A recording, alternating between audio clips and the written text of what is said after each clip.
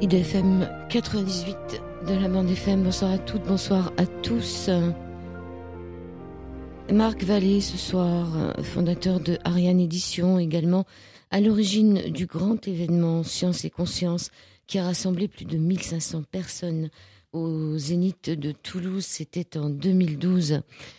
On va parler aujourd'hui d'un livre de Dolores Cannon. Cannon, on dit, Marc Vallée ? Oui, c'est bien ça. Cannon. Les gardiens, comprendre la présence des extraterrestres au-delà des abductions. Tout ce que nous savions jusqu'ici des abductions et des observations d'OVNI ne représentait que la pointe de l'iceberg. Les travaux de Dolores Cannon dans le champ de l'hypnose régressive nous permettent maintenant une étude approfondie de ces phénomènes et de comprendre beaucoup mieux les raisons de la présence extraterrestre sur Terre. Bonsoir Marc Vallée, merci d'être là, vous êtes Canadien. Oui, tout à fait. Et vous nous amenez la neige pour demain, hein. Vous ne pouvez pas vous en passer. Hein. J'adore la neige, donc je me suis dit, Paris, ça ferait du bien un peu de neige. Sur les routes ici, ça semble, c'est merveilleux. C'est merveilleux. Alors, Les Gardiens, le titre en anglais... The Custodian. Qui veut dire... C'est comme un gardien de bibliothèque. C'est quelqu'un qui est responsable de différentes données. Donc, c'est le titre que Dolores a donné à son livre dans un but bien précis. Hein. En partant, on a cette idée d'êtres qui nous veulent du bien, contrairement à une littérature qui plutôt nous amène à être craintifs de ce phénomène d'OVNI. Alors, Dolores Cannon, elle nous a quittés il y a quand même pas mal de temps. Oui, elle nous a quittés le 18 octobre 2014. Elle avait quand même plus de 80. Elle a pratiqué l'hypnose pendant presque toute sa vie. Elle est maintenant l'auteur quand même de plusieurs livres. Nous, c'est ce livre-là en particulier qui nous intéressait. Et donc, on cherche à mieux comprendre le phénomène OVNI, extraterrestre, le pourquoi qu'ils sont ici. Et dans son livre, je trouve qu'elle a un angle d'approche. Ce sont des gens sous hypnose. Donc, c'est sous hypnose qui nous révèle l'information. Et je pense que ce sont des données très importantes pour nous. Elle a écrit d'autres livres avant. Elle a écrit Les Jardiniers de la Terre en 93. Elle a écrit aussi un livre sur les prédictions de Nostradamus. Elle a écrit beaucoup de livres. Oui, effectivement.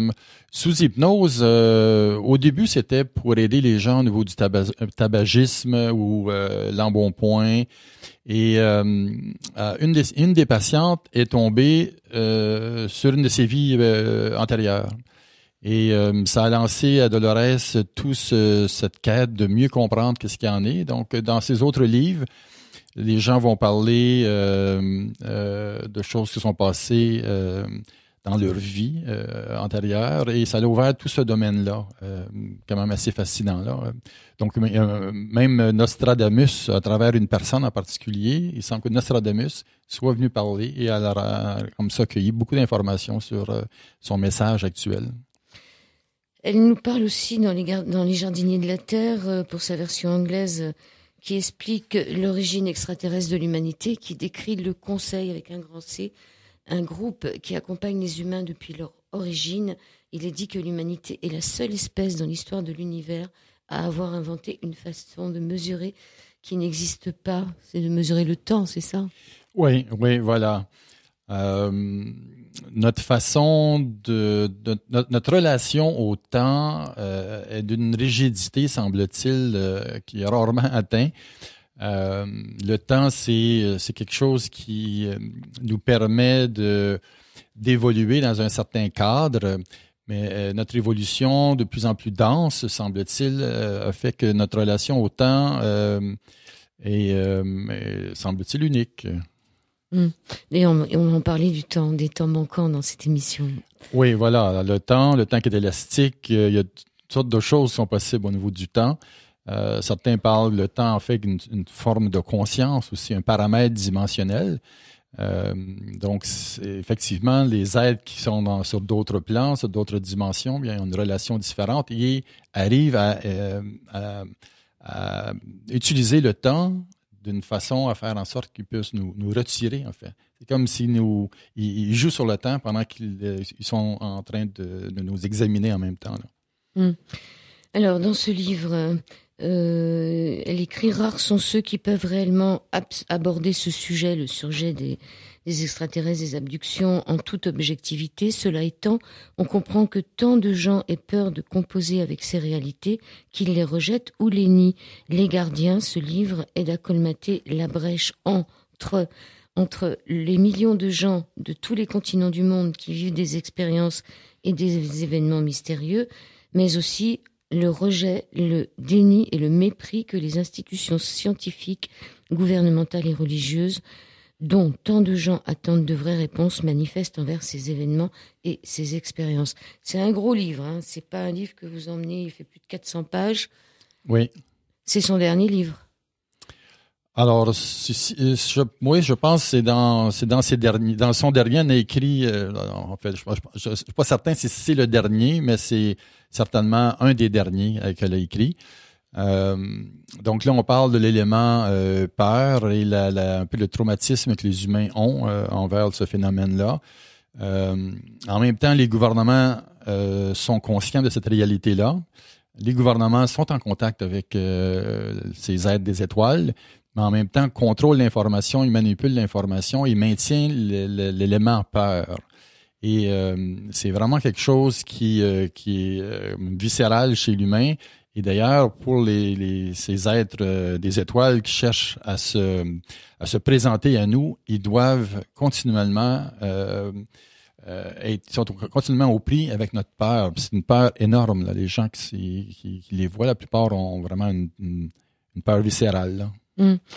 En conclusion du livre, elle dit que la matière de ce livre est restée inexploitée pendant plus de 10 ans en attendant le moment opportun de la diffuser, parce que les extraterrestres lui avaient interdit de la publier, même en partie, tant qu'elle ne possédait pas tous les faits et qu'elle ne les comprenait pas parfaitement. Elle l'évoque à plusieurs reprises, hein, dans le livre, qu'elle a des informations qu'elle n'a pas le droit de divulguer. Oui, tout à fait. Elle explique que petit à petit, ils lui introduisent différentes informations. Ils attendent qu'elle soit capable d'absorber et d'accueillir l'information. Donc, il y avait des choses là-dedans qu'il préférait qu'elle ne le divulgue pas au moment où elle les recevait. Il y avait peut-être certains dangers pour elle, mais dans le livre, elle divulgue l'information. Alors, à un moment donné, elle avait les informations sur une cassette, à l'époque, les cassettes magnétiques, là.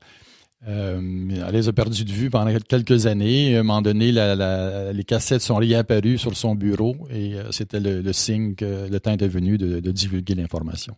Oui, elle explique dans la conclusion qu'elle les a cherchés partout et qu'ils sont réapparus comme par magie. Elle dit aussi que les extraterrestres font la même chose comme s'ils avaient affaire à un enfant ou à une personne d'intelligence inférieure qui ne comprendrait pas ce qui se passe, même si on le lui expliquait. Les victimes d'enlèvement ont la même réaction que nos enfants. Ils disent que le comportement des extraterrestres envers eux est inadmissible, ils ne le respectent pas, ils ne se donnent pas la peine de leur expliquer ce qui se passe. On a un peu l'impression d'être infantilisés, comme si on était une race inférieure.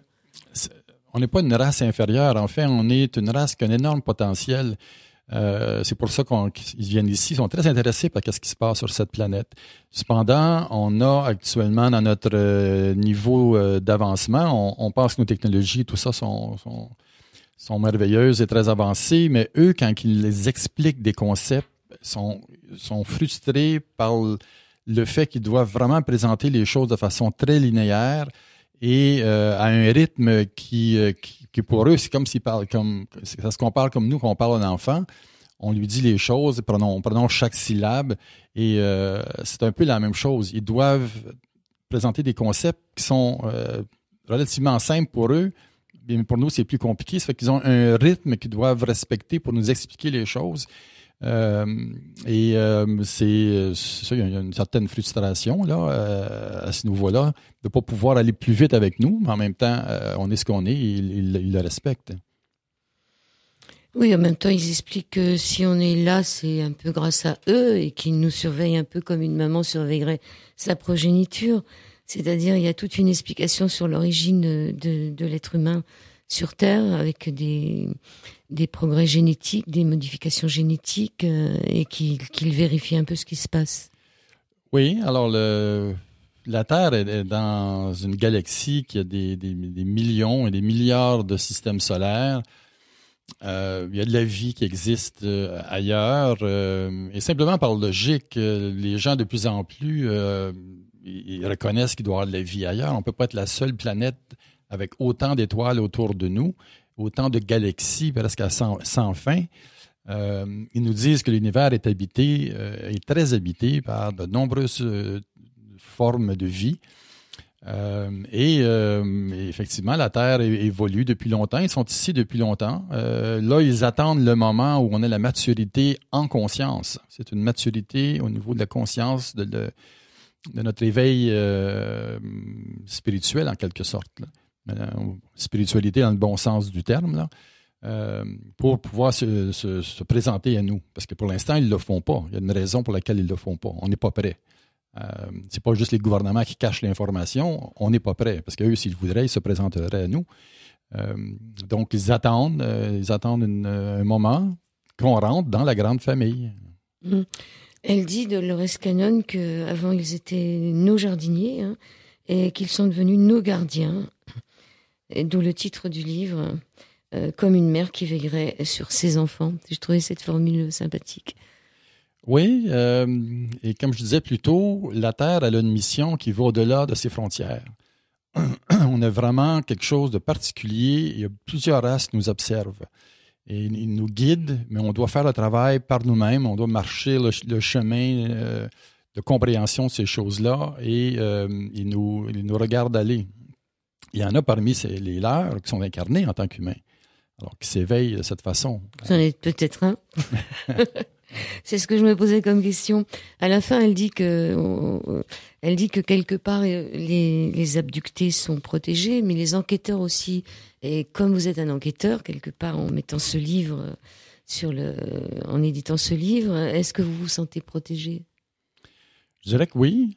Je dirais que oui. Dans l'histoire d'Ariane Édition, on s'est concentré plus sur des textes. Certains sont du channeling, par exemple, des Pléiades. Les Messagers de l'Aube qu'on a publié il y a 20 ans, c'est une information reçue télépathiquement par une personne. On n'est pas allé dans le côté plus ovni, extraterrestre, plus physique. Mais j'ai vécu des choses qui m'ont amené à m'intéresser à ce genre d'informations. Et je pense que c'est important que ça soit diffusé, là. Au Canada, il se passe beaucoup de choses. Aux États-Unis aussi, un peu moins en France quand même. Effectivement, le Canada, il y a plusieurs témoins qui voient les engins. C'est un endroit, puis le Québec, un endroit où il y a plusieurs observations d'OVNI qui se font. Donc, on est plus ouvert. C'est une réalité qui est un peu plus près de nous, je dirais, là. Ici, on va en Amérique du Sud, par exemple. Alors là, la population est très ouverte. En Afrique, on en entend moins parler. En Asie, je ne sais pas. C'est pour ça que je me posais la question, pourquoi ça se limite au continent américain, sud et nord, et beaucoup moins en Russie ou en Asie ou en Afrique. Oui, ça serait intéressant de voir en Russie, je suis certain qu'il doit en avoir quand même plusieurs, à quel point l'information est diffusée. L'ancien président russe, là, avant Poutine, là, qui est maintenant son vice-président, à la radio, à un moment donné, il y a eu une question, puis il pensait que c'était hors onde. Il a dit, oui, nous sommes en contact avec les extraterrestres. Donc, il l'a dit, bon, c'est sur YouTube, là. Alors, il ne se cache pas. Et les extraterrestres le disent qu'ils sont en contact avec nos dirigeants, bien sûr, pas avec le peuple. Ils vont directement voir les têtes de liste. Alors, tout à l'heure, vous parliez de la pensée. Il y aurait comme des blocs de connaissances qui seraient insérés dans la tête en rêve, mais qui ne s'évaporent pas au réveil. C'est une des femmes qui a été interviewée qui dit, non, c'est peut-être même Dolores, je ne sais plus, qui dit qu'elle avait reçu comme des blocs de connaissances dans sa tête. Oui, c'est une façon dont ils transmettent l'information. C'est comme des blocs de données. Et des fois, il y a comme une surcharge pour l'humain là, de recevoir ça d'un coup. C'est qu'il faut qu'ils font attention de bien doser la chose. Mais en même temps, c'est leur façon de transmettre l'information. Alors, ils peuvent communiquer de différentes façons. Ils peuvent effectivement, à travers les rêves, où la personne vient aller, il peut avoir même des implants qui sont placés de façon à ce que la personne reçoive de l'information. Donc, il essaie de nous transmettre de différentes façons. Il y a aussi Stella, qui est une des intervenantes du livre, qui est sous hypnose régressive. Elle dit que de toute façon, elle disait qu'elle n'avait pas de peur, que ça lui avait pas fait peur. C'était pas la passagère de la voiture qui les intéressait, c'est l'histoire de ces deux femmes qui sont dans une voiture là qui oui. Complètement folle. Et elle dit que le subconscient a dit à Dolores Cannon qu'on lui faisait comme une infusion de données, et que c'était un terme qui s'appelait incrustiller, comme si on incrustait, c'est ça? Oui, c'est un terme comme un nouveau mot là, qu'elle a utilisé. Donc, dans cette expérience-là, l'OVNI est à côté de l'auto. Il n'y a pas d'abduction. Ils ne sont pas sortis de leur auto pour amener à bord des vaisseaux. Il y a une information qui est transmise directement au cerveau de la personne dans le moment où elle est placée hors temps. Donc, elle circule, puis là, elle s'aperçoit qu'il n'y a plus d'auto, il n'y a plus... il y a plus personne qui se promène. C'est parce qu'ils ont comme arrêté le temps pour eux, et c'est pour ça qu'ils voient rien autour d'eux. Et une transmission d'informations qui leur est donnée. Donc ça, c'est une façon de faire aussi. Ils ont ce moyen-là. Une infusion lumineuse, elle dit. Oui. Elle dit aussi qu'ils peuvent infuser par le regard. Il y a un esprit d'unité dans le regard, mais là, c'est peut-être plus dans les animaux. Quand les animaux, c'est à la page 30, je ne sais plus si c'est... souvent, ils vont apparaître comme sous forme de hibou. Cet oiseau-là. Oui, c'est l'histoire de l'hibou sur la... Oui, le hibou est souvent utilisé pour ne pas faire peur à la personne. Un hibou ou un cerf, par exemple. Le hibou, il y a une symbolique là, parce que ça revient souvent. Puis la personne voit un hibou, puis elle se demande c'est quoi. L'hibou, des fois, il va rester au devant de l'auto et qui ne semble pas avoir peur. Mais en fait, c'est pas un hibou. Le subconscient traduit comme une image où eux autres, en fait, transmettent l'image du hibou, mais c'est vraiment l'extraterrestre qui est là et dans un but précis.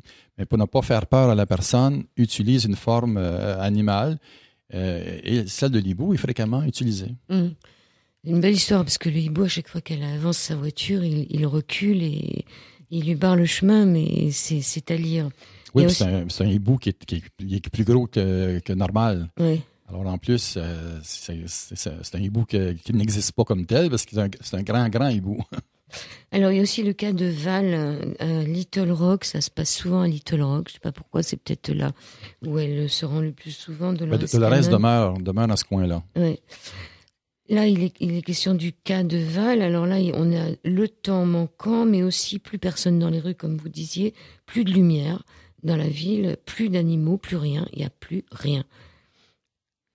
Oui, alors ils ont cette capacité de jouer sur le temps. C'est un exemple là, concret. La personne est comme hors du temps. Autour, là, c'est comme pendant une seconde, tout arrête. Elle vit son expérience, puis ils vont repartir le temps par la suite. Alors, c'est des capacités assez phénoménales, mais ce sont des êtres qui ne vivent pas dans les mêmes dimensions que nous aussi. Alors, c'est comme, ils peuvent jouer sur les paramètres dimensionnels dans lesquels on est. C'est une technologie fort avancée. Il est question aussi de dire que... attendez, j'ai perdu. Ils peuvent intervenir sur nous sans forcément nous sortir de notre corps, c'est-à-dire sans forcément passer par le physique. C'est peut-être pas la bonne question. Oui, ils peuvent faire des enlèvements sans déplacer l'enveloppe physique. C'est écrit à la page 39. Alors, vous voulez dire comme la personne elle sort dans un corps astral, par exemple? Oui. Alors, ça fait partie là, des différentes options qu'ils ont. Il y a des gens qui c'est vraiment physique, là, puis ils se sentent... ils vont, par exemple, traverser un mur. Donc, ils sont dans leur corps, puis ils traversent un mur ou ils traversent une fenêtre qui est fermée, là, la fenêtre, le verre, ils traversent le verre. Alors, ils arrivent à jouer sur la constitution moléculaire, le taux de vibration des molécules pour pas traverser un mur. Alors, ça, c'est une façon, mais ils peuvent jouer sur le corps astral à ce moment-là aussi. Oui, c'est-à-dire que le corps physique reste sur place, c'est un peu comme dans une NDE où les gens se voient de haut. Oui. Est-ce que ce ne serait pas un autre corps qui, finalement, est utilisé que le corps physique? Souvent, c'est le corps physique parce qu'ils veulent travailler sur le corps physique, mais ils ne sont pas limités au corps physique. Donc, ils vont jouer sur un niveau de conscience de l'individu à des fins précises. Ça dépend de ce qu'ils veulent faire, quelle intervention qu'ils veulent faire sur la personne. Des fois, il y a même des formes de guérison qui sont faites. Il y a ils vont amener la personne à comprendre qu'il y a essentiellement la vie, elle est une. Il y a l'unité de base qu'il est là, que les humains, avec notre évolution très individualiste, on a perdu de vue que tout est lié. Et ils vont amener les gens à comprendre cet aspect-là. Alors, selon ce qu'ils veulent transmettre, ils vont jouer sur peut-être différentes fréquences et pas seulement sur le corps physique. Alors, Dolores Cannon dit qu'il y a quelque chose qui la tracasse, que les sujets avec lesquels elle collabore n'ont connu que des expériences positives, mais elle a entendu parler de gens qui ont vécu des expériences négatives. Elle pose la question en état de transe hypnotique à la personne dont elle s'adresse. Elle dit, est-ce parce qu'il existe, est-ce parce qu'existent aussi des entités malveillantes? Et il est répondu, je ne crois pas. À mon avis, les idées et les récits négatifs qui assombrissent ces gens proviennent de la conscience sombre qui les engendre. Elle transmet sa négativité à toute leur création. Donc c'est pour dire à ceux qui nous écoutent qu'il ne faut pas avoir peur. C'est difficile. Oui, ce qui est fascinant dans ce livre-là, c'est que les abductions auxquelles Dolores a accès à travers les gens qui viennent la voir, c'est un niveau de personnes qui arrivent à passer au-delà de leur peur initiale. Et une fois que la peur s'estompe ou la personne arrive à maîtriser sa peur, elle rentre en relation plus approfondie avec ces extraterrestres-là. Et là, il y a toutes sortes de choses qui sont possibles. Dolores a écrit sur le sujet, mais moi, j'ai fait de la recherche. Il y a plusieurs autres livres. Il y a des livres, par exemple, qui amènent les gens même dans les salles de contrôle. Vous avez les salles qui vont contrôler le vaisseau. Alors, ils disent à la personne, tu t'assois dans le siège, tu mets ta main sur cette plateforme-là, et il y a une interface qui se crée avec le vaisseau qui est plus ou moins vivant. Hein. Ce n'est pas des vaisseaux juste de métal, là, de tôle brute. Là. Il y a une forme d'intelligence au niveau du vaisseau, et il y a une interface qui se crée, et la personne peut dire, on tourne à gauche, à droite. Elle fait juste le penser, et le vaisseau réagit. Il y a toutes sortes d'expériences qui se vit une fois que la peur est partie. Alors, eux, quand ils travaillent avec des gens qui ont tellement peur qu'ils perdent connaissance continuellement, ils ouvrent les yeux, ils voient l'extraterrestre, ils perdent connaissance. Il n'y a pas grand-chose qui est possible. Ils ont un examen à faire, une tâche à faire sur la personne, mais il y en a qui vraiment s'éveillent, regardent dans les yeux de l'extraterrestre. Il y a des échanges qui se font. Et donc, on progresse dans le livre avec des gens de plus en plus matures qui n'ont pas cette limite de la peur. Et là, il y a des choses intéressantes qui se passent. Et on découvre que, au bout de la ligne, ce sont des gardiens. Ils ne sont pas ici pour manipuler génétiquement, nous faire du tort, nous envahir. Parce que s'il avait voulu nous envahir, il l'aurait fait. Vous avez une technologie tellement plus avancée que la nôtre. Alors, ils sont ici dans un autre but. Et souvent, les gens qui vivent ces expériences-là, reviennent avec une conscience écologique ou environnementale plus développée, parce qu'on leur montre la Terre est une des plus belles planètes, semble-t-il, avec toutes les formes de vie qu'on a ici. Ils leur montrent des paysages fantastiques en leur disant « Prenez soin de votre planète ». Avant la pause musicale, il y a cette phrase, on m'a aussi parlé d'expériences génétiques et d'ingénierie génétique, et certains des résultats ne semblent pas humains. Et l'extraterrestre répond, je crois que des expériences génétiques ont lieu sur cette planète, mais qu'elles sont l'œuvre de l'espèce humaine. On en laisse réfléchir les auditeurs, on fait juste une pause. On se retrouve tout de suite sur l'antenne d'IDFM. Allez, c'est reparti, nous sommes toujours sur la planète Terre et nous parlons du livre des gardiens sur l'antenne d'IDFM avec Marc Vallée des éditions Ariane, le livre de Dolores Cannon.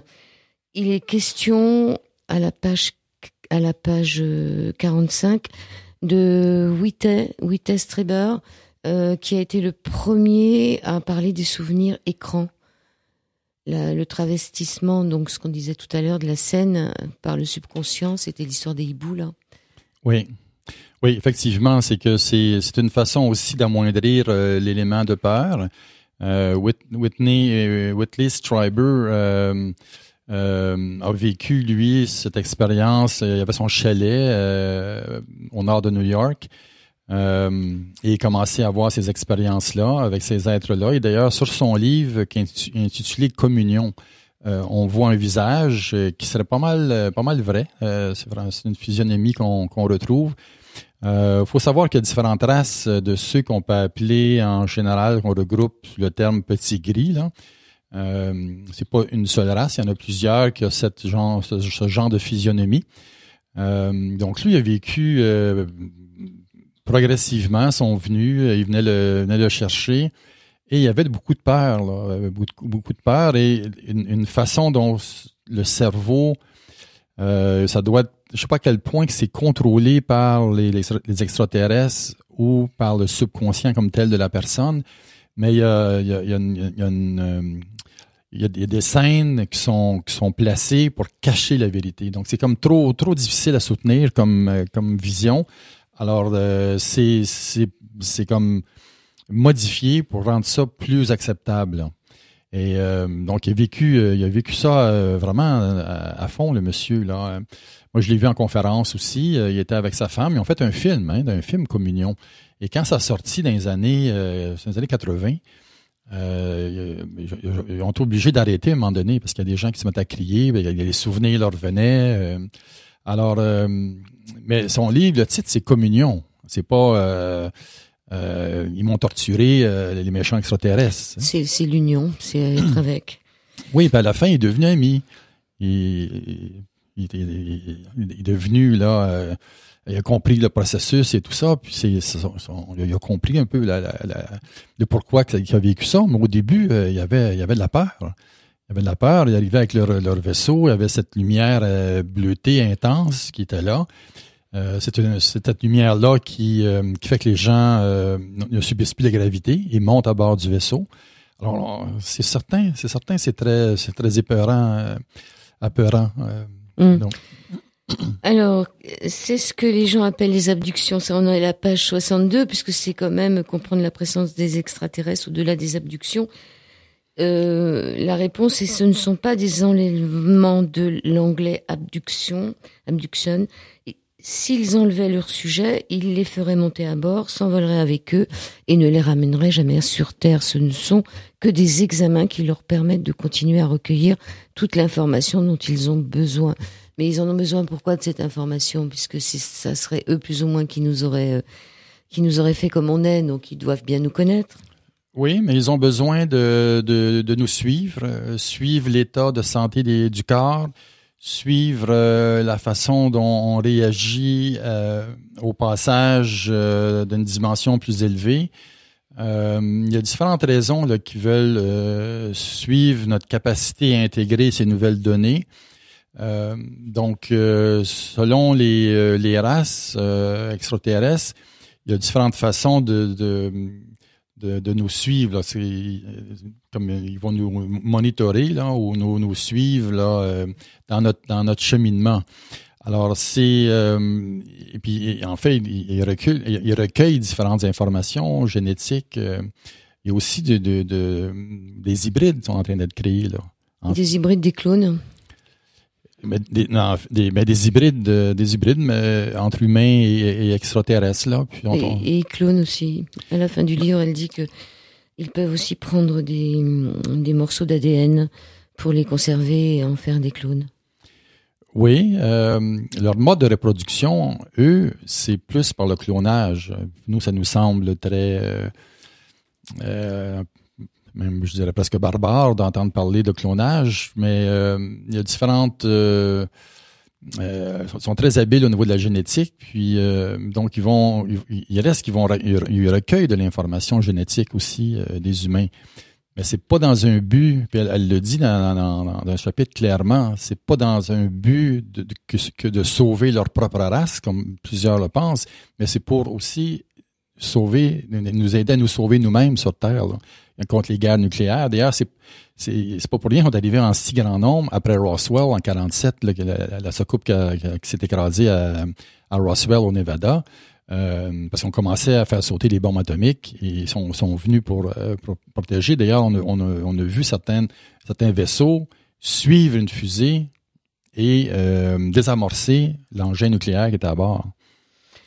Ça, ce sera l'occasion d'une autre histoire. On en parlera à la fin pendant quelques temps. Beaucoup de gens, surtout dans le domaine religieux, pensent qu'un clone est une sorte de robot dépourvu d'intelligence. Mais il n'y a rien de moins vrai. Les scientifiques ont perfectionné depuis longtemps la fécondation externe artificielle et les innombrables enfants que cette technique a engendrés ressemblent en tout point aux enfants naturellement conçus. Nous sommes tous des clones qui résultent de la fusion de gènes maternels et paternels. Un clone parfait proviendrait des gènes d'une seule personne. Il est question de l'âme après. Voilà cependant un point d'une extrême importance qui n'a pas été soulevé, la raison qui font que le clone ne serait pas une copie exacte de l'original, hormis physiquement, c'est cette histoire d'âme, puisque finalement le clone aurait une âme d'après ce qu'elle dit. C'est toute la polémique sur le clonage et savoir s'ils ont ou pas une âme. Oui, alors là, c'est un vaste sujet. Je suis pas spécialiste de ce côté-là en particulier. Mais ce qu'on appelle les petits gris sont une forme de clonage. Donc, c'est biologique et en même temps une forme de robot. C'est comme entre les deux. Fait que c'est souvent eux qui vont venir faire le travail d'amener l'humain à bord du vaisseau. C'est pour ça qu'on les appelle les petits gris. Mais ils ont un certain niveau de sensibilité quand même.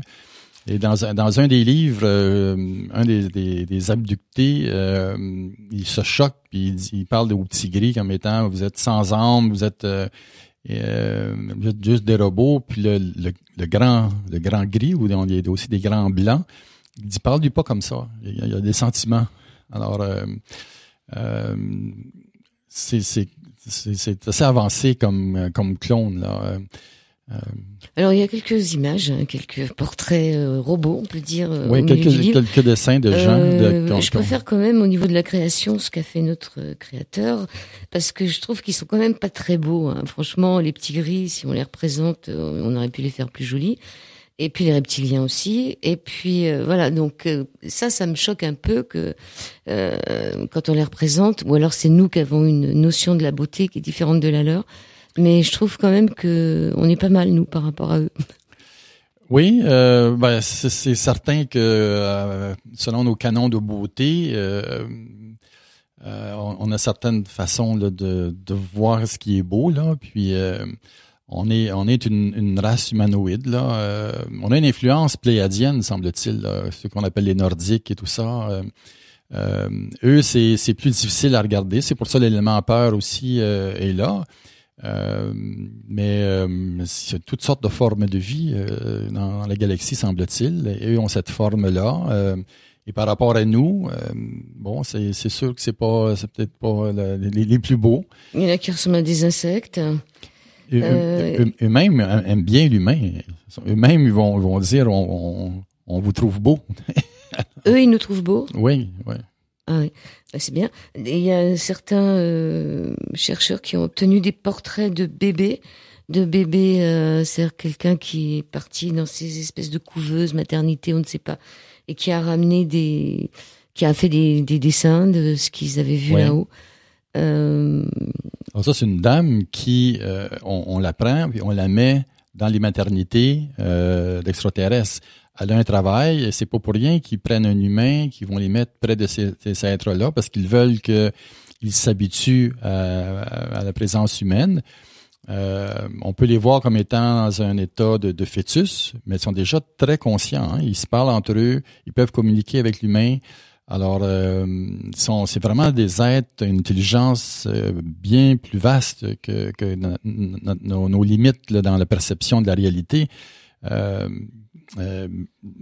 Donc, souvent, ils vont mettre des humains dans ce contexte-là. Et elle avait cette fonction de surveiller ces êtres-là, de s'assurer que le liquide dans lequel ils baignaient était toujours à un bon niveau et tout ça. Là. Elle aimait pas mettre les mains dedans. Elle dit quand même qu'elle aimait pas mettre les mains dedans. Quand on lit ce livre, on est quand même, c'est comme un livre de science-fiction, on pourrait dire. C'est assez extraordinaire parce qu'on est pris par toutes ces expériences. C'est beaucoup de femmes, hein. Il n'y a pas d'hommes.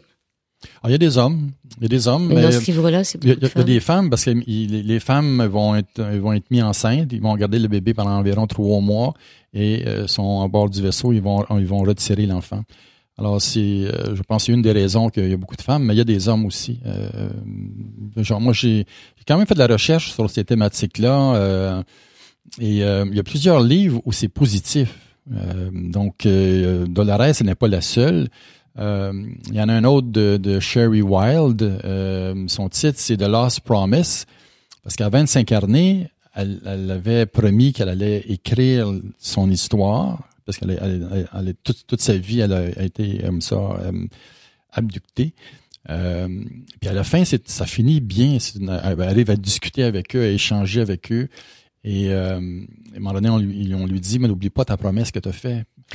Alors cette promesse qu'on ferait, tous les abductés, c'est des gens qui auraient signé un peu l'autorisation de le faire, c'est-à-dire qu'on n'est pas abducté si on le veut pas, on aurait signé, on aurait dit oui avant. Et puis il y a des familles aussi d'abductés. Souvent, quand tu as mettons le parent, tu vas avoir aussi les enfants. Oui, donc il y a un accord qui a été donné avant incarnation. Alors, c'est pas n'importe qui, ça arrive pas à n'importe qui. Il y a un accord qui a été donné. Ça, c'est un concept assez important aussi à comprendre. Ça arrive pas pour rien, par hasard, même si le processus est souvent pénible, surtout au début, parce que les gens savent pas pourquoi, puis c'est la peur qui est tellement intense. Mais à un moment donné, ils s'aperçoivent que finalement, il y a rien de traumatisant, de torture ou des choses comme ça. Les gens s'éveillent petit à petit, un contact s'établit et il y a une relation qui peut devenir fort intéressante aussi. Il y a aussi des visions avec des scènes un peu de catastrophe. Donc il y a une Carrie qui est dans le livre qui l'a évoqué au sujet de notre planète. Elle a aussi été rapportée par d'autres sujets. S'ils diffèrent par les détails, ces scénarios cataclysmiques présentent beaucoup de similitudes. J'ai même entendu des témoignages de cet ordre à l'étranger lors de régressions impliquant des extraterrestres de la part d'individus qui ignoraient tout des tendances américaines dans ce domaine. Phénomène catastrophe, hein, c'est-à-dire un peu l'apocalypse. Oui, alors si on prend surtout jusque dans les années 80, 90, nous on a nos propres prophéties, hein, l'apocalypse et tout ça, ça fait partie de nos prophéties. On a ça de Nostradamus, on a plusieurs autres là. Puis, il semble que la Terre, c'est à la fin des années 90 qu'on a réussi à éviter par la peau des dents, comme on dit, des graves cataclysmes. Donc, l'humanité a réussi quand même à générer une masse critique d'amour Pas parce qu'il y avait, c'était au niveau proportion d'individus, mais au niveau de la qualité. Les gens qui tenaient ce focus suffisant pour faire que la traque sur laquelle on était a été changée et on a évité les graves cataclysmes. Alors pour eux, c'était nous dire, vous en allez vers, si on recule dans notre histoire, si on prend l'Atlantide et tout ça, c'était majeur tout ce qui est arrivé comme cataclysme. Alors eux, ils voulaient comme sauvegarder le maximum d'informations de nos corps, de la nature, des plantes et tout, au cas où on se fasse sauter, là. On peut aussi se réjouir en ce qui concerne le réchauffement climatique, puisqu'il est dit qu'en raison des problèmes occasionnés sur Terre par le climat terrestre, ils sont intervenus, ils ont rétabli l'équilibre climatique de la planète pour que la vie puisse s'y développer. Quand l'équilibre se détraque, comme cela se produit à l'occasion, il remédie à la situation. Un tel déséquilibre est à l'origine des ères glaciaires du passé. Il pourrait nous aider dans ce réchauffement climatique, qui n'en est pas vraiment un quelque part, mais qui est quand même là. Alors, sont très vigilants à doser comme il faut la façon dont ils nous aident. Parce qu'ils peuvent pas venir nous sauver de nous-mêmes en disant, OK, on vient imposer la paix, les armes sur Terre ne fonctionneront plus. On doit nous-mêmes grandir et arriver à comprendre que la vie, il y a une unité dans la vie et tout ça. Donc, ils veulent qu'on fasse le chemin de compréhension. Ils veulent pas venir nous sauver là pour nous dire, OK, vous êtes trop dangereux. Mais en même temps, il peut y avoir une fusée qui a une bombe atomique dedans, puis ils vont aller la neutraliser. Donc, ils peuvent jouer. Ils peuvent jouer sur des choses, mais en même temps, on doit faire le processus nous-mêmes. Alors, c'est tout le temps ce dosage très fin dans lequel ils vont intervenir, ils vont envoyer des pensées, des inventions. Les gens sont inspirés, les scientifiques sont inspirés pour trouver telle ou telle invention. Donc, on doit faire le chemin, mais en même temps, on est guidé et protégé contre nous-mêmes si on va mettre le feu à la maison, là. Alors, il y a quelque chose quand même que je comprends pas dans ce livre, c'est que tout à l'heure on a dit que si on était abducté, c'est que quelque part on avait signé avant de venir sur cette terre, mais il est dit aussi que les gouvernements ont fait des trocs en échange d'informations. Ils ont accepté que ces extraterrestres prennent une partie de la population, mais ils ont envoyé aussi des indésirables, les gouvernements. Ils ont triché. Mais ces indésirables, est-ce qu'ils avaient fait le choix avant Quelque part, c'est en accord avec le cheminement de l'âme que l'âme veut que l'individu fasse. Si ça a le lieu. Alors, oui, donc au début, on contactait nos gouvernements. Alors, son recul avec Eisenhower en particulier, il y a eu ils ont approché les gouvernements. Mais aujourd'hui, ils passent par le peuple, parce qu'ils savent que passer par le leader, ça sera pas comme ça que ça va permettre l'évolution la plus rapide. Les gouvernements, donc les militaires et tout, mais sont en contact avec les militaires. En même temps, ils jouent sur ce front-là. Ils vont donner différentes informations scientifiques, des moteurs antigravité, même de rajeunissement au niveau de guérison de différentes maladies. Ils vont le donner en sachant qu'éventuellement, il va y avoir le disclosure, là, la divulgation des relations entre les gouvernements et les extraterrestres. Alors, ils ont appris aussi comment fonctionner avec nous autres. Nous autres, ils ont une parole. Ils demandent aux militaires, OK, on va s'entendre. Et les militaires essaient de les truquer. Au lieu de leur donner des humains sains psychologiquement et tout ça, ils choisissent un peu de n'importe qui. Ils ont donné toute la poubelle. Des sans-abri qui ont un problème grave, puis ils vont le donner. Alors, ils s'en sont aperçus de ça. Si c'était les sans-abri, ça serait pas trop gênant, mais je pense plutôt que c'est ceux qui sont dans les prisons et qui gênent un peu, non? Alors, il semble qu'ils ont eu, c'est ça, différents humains qui étaient pas... Qui ont posé des problèmes arrivés ailleurs. N'étaient pas idéal comme sujet là, pour ces extraterrestres.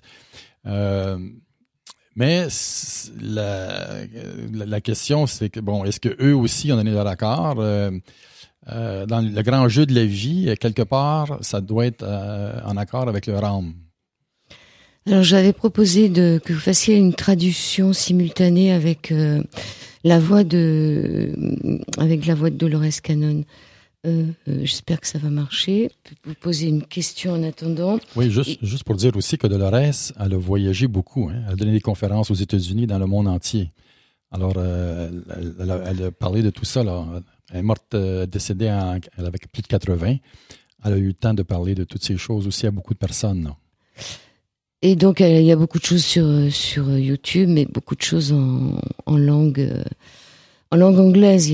Je pense pas qu'il y ait beaucoup de choses en langue française. Les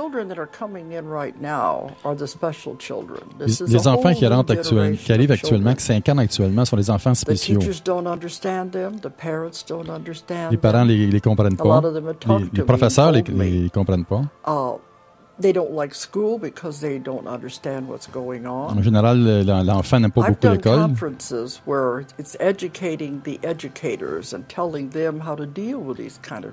Elle a souvent parlé à des professeurs pour leur dire comment faire face à ce genre d'enfants.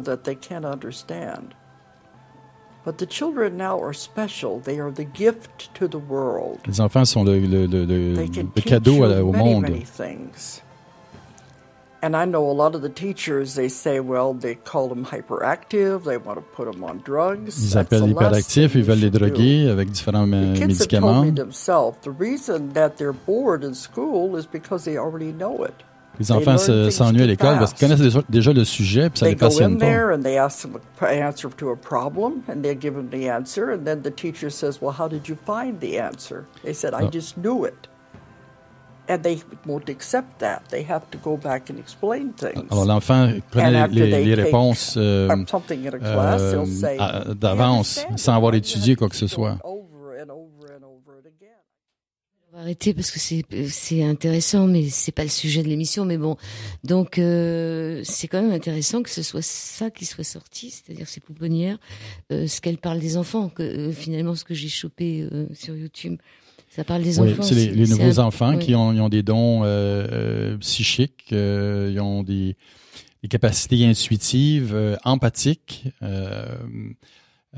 Donc, on constate qu'ils peuvent avoir des 80 suivis d'un 40, puis parce qu'ils sont très intelligents, ils connaissent, mais c'est parce qu'ils sont pas motivés pour apprendre la matière. On les appelle les hyperactifs.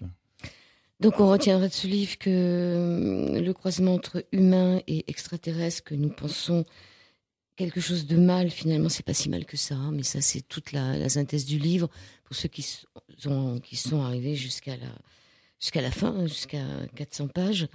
Il nous reste peu de temps, beaucoup de gens, surtout oui ça je l'ai déjà dit, et elle termine son livre en disant quelque chose d'intéressant. Ils sont nous et nous sommes eux.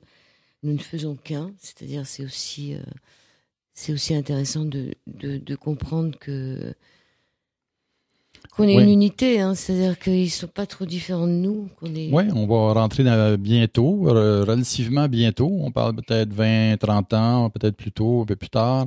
Mais dans la grande famille, la Fédération galactique, là. Il semblerait même que la planète va bientôt rejoindre la dimension spirituelle et qu'il y ait une autre planète. Que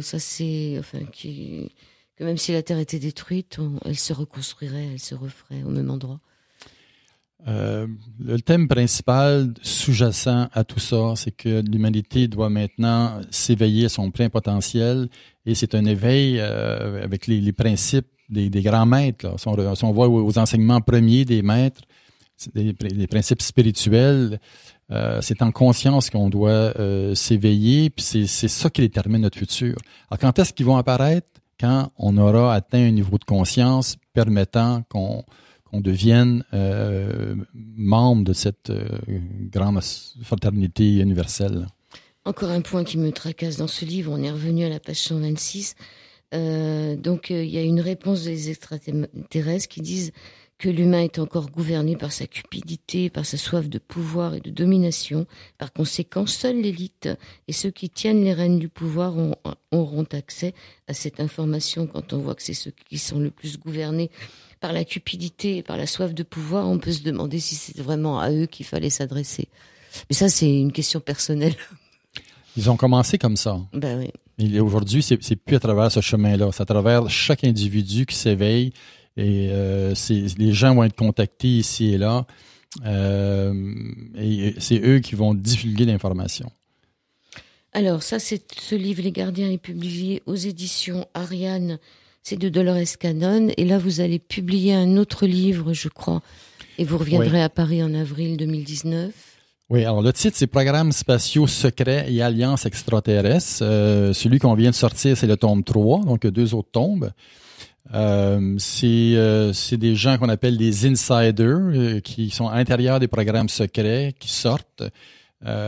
Souvent, leur mémoire a été effacée et elle réapparaît petit à petit. On parle beaucoup de Corey Goode en particulier, mais de plusieurs autres aussi, qui ont été impliqués là-dedans. Corey Goode est toujours en contact avec ces êtres-là. Donc, c'est fort intéressant parce que là, on rentre dans notre histoire. En particulier, le tome 3 va nous parler des sociétés secrètes nazies. C'est-à-dire les sociétés secrètes allemandes que les nazis ont récupérées en quelque sorte. Là, Hitler a mis tout ça illégal de façon à pouvoir mettre la mainmise là-dessus. Ils ont eu accès à des plans, des technologies pour créer des vaisseaux antigravité. Déjà en 1939, les Allemands avaient ces vaisseaux-là. Et là, on rentre dans l'élément de reptiliens. Alors ça, c'est une autre facette. Les reptiliens de type Dracos, c'est pas des amis. Mais c'est pas tous les reptiliens qui sont des ennemis, en ce sens qu'il y a aussi des factions à l'intérieur des reptiliens. Alors c'est un autre aspect, mais le livre est bien monté, il y a plus de 600 notes, c'est un travail journalistique et il nous parle en particulier des bases en Antarctique, parce qu'ils ont développé des bases en Antarctique. Après la guerre, les nazis sont allés s'installer là-bas, guidés par les reptiliens, et en fait sont venus à dominer la NASA et plusieurs compagnies américaines. Les Américains, après la guerre, ont amené à peu près 1500 savants allemands qu'ils ont amenés aux États-Unis pour avoir accès à toute la connaissance que les Allemands avaient. Mais petit à petit, eux se sont trouvés dans des positions assez importantes. Et Van Braun, qui est très connu, était un des hauts placés, s'est trouvé chef de la NASA aussi. Alors, c'est toute cette histoire qui paraît presque irréelle. Mais l'armée américaine, ils ont des vaisseaux antigravité, ils peuvent sortir de l'orbite terrestre, aller sur la Lune, aller sur Mars et ailleurs. C'est pour ça qu'ils en ont rien à faire de la planète. Alors, il est gros celui-là. Hein. C'est un autre gros livre. Il est peut-être plus gros encore que celui que j'ai dans les mains. Et mais ça se vend bien, juste pour dire qu'il y a quand même un public en France qui s'intéresse à ça, parce que le livre se retrouve dans les positions, dans les premières positions sur Amazon, par exemple. Ouais. Programme spatiaux secrets et Alliance extraterrestre. Tome 3. Je vous remercie beaucoup, Marc Vallée. Merci. Donc vous revenez au mois d'avril et vous faites des conférences, non? Non, je ne fais pas de conférence pour l'instant, mais ça me fera plaisir de revenir en avril, effectivement, pour pousser plus loin. On poussera, on fera ce tome 3. Je vous remercie beaucoup. Merci beaucoup. Merci à vous. Sinon, c'est toujours Les Gardiens de Dolores Cannon.